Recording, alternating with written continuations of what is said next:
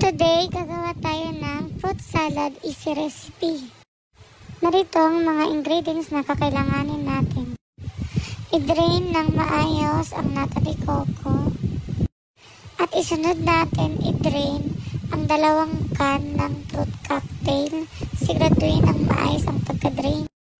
Sa isang stainless bowl, ilagay na natin ang 2 can ng angel condensada.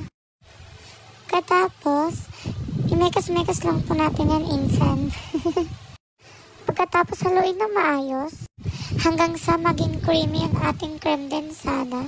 Kapag ganito na ang itsura ay okay na to. At isunod naman natin ilagay ang fruit cocktail.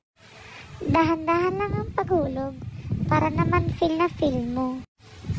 At pagkatapos, isunod naman natin ihulog ang red na gulaman. At 1 butter na green na kaong, kahit anong kulay pwede. Isunod ang cheese na hiniwak lang ng into cube.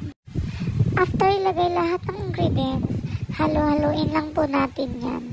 Pagkatapos haluin, pwede po natin ito ilagay sa ref para mas sumarap. Dahil wala naman kaming ref, kakainin na namin to agad.